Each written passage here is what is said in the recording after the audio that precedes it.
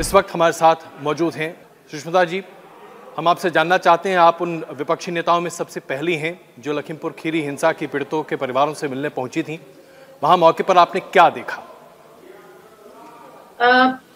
वहां पर बहुत ही मातम था और भय भी था, क्योंकि जिस तरह से हमने कई वीडियो पे देखा है, किसानों को कुचल दिया गया। ये शायद देश में कभी हुआ नहीं आज तक।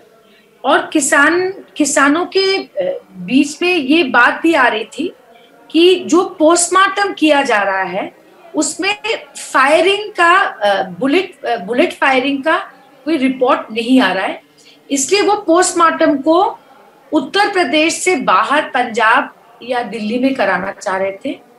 इसके अलावा उनको बड़ा दुख था इस बात का कि उनको देशद्रोही वगैरह, क्योंकि वहां पर काफी सारे जट सिख हैं, आपको पता है, तो उनको सोशल मीडिया में बीजेपी वाले खालिस्तानी वगैरह इस तरह की बातचीत चल रही थी।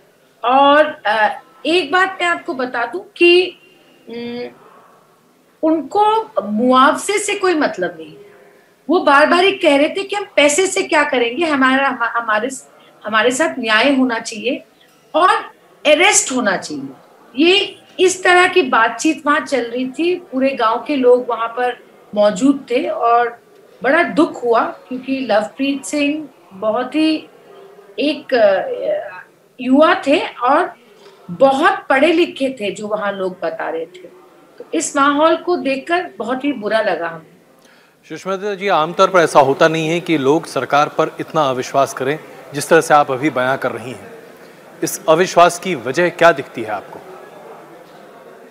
अविश्वास की वजह ये है कि जहां पर आंदोलन हो रहा हो या किसी तरह का प्रदर्शन हो रहा हो, पहला सवाल किसान वो पूछ रहे थे कि वो 3 जीप लेकर गृह मंत्री के सुपुत्र वहां पहले गए ही क्यों?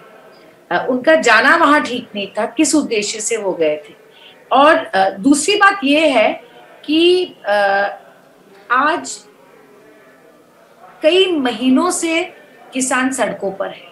आपने देखा है कि हाईवे को भी ब्लॉक किया गया और बार बार वो 3 काले कानून को वापस लेने की बात कर रहे हैं।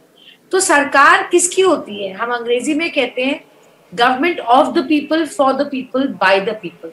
तो अगर लोग सड़कों पर है और सरकार उसका समाधान नहीं कर पा रही है, ये एक अविश्वास का वातावरण तैयार करता है जो किसानों के बीच है।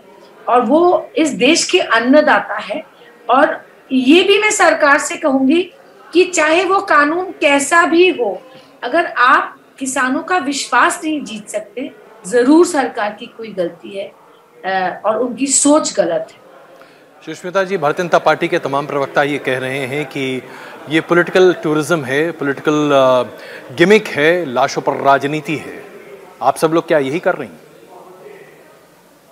जब देश के किसी प्रदेश में, किसी गांव में, शहर में अगर इस तरह से किसानों को कुचला जाए, जिसका वीडियो पूरे देश में वायरल हो जाता है और उसके बाद वहां पर इंटरनेट बंद कर दिया जाता है, तो जितने भी दल हैं इस देश में जो सदन में बैठते हैं या विधानसभा में बैठते हैं, वो लोगों के बदौलत बैठते हैं, वो जनता के वोट से जीत के आते हैं। उनका कर्तव्य होता है वहां पहुंचना, क्योंकि अगर ये लोकतंत्र है जो हम कहते हैं, लोकतंत्र में सबका अधिकार होता है वहां जाना। आपने खुद देखा होगा, कई बार टेलीविजन पे कहा जाता है कि विरोधी दल कहाँ है, ऑपोजिशन दिखती नहीं है, वो सड़कों पर क्यों नहीं है, इतनी महंगाई है, इतनी तानाशाही है।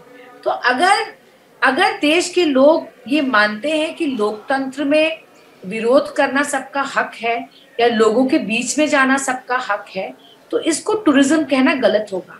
आज क्या मैसेज जाता किसानों के बीच में अगर कोई भी उनके परिवार तक नहीं पहुंचता? मेरा मानना है वो निराश होते और वो लोकतंत्र के हर उस प्रिंसिपल के खिलाफ होता जिसके लिए भारत देश को जाना जाता है पूरी दुनिया में।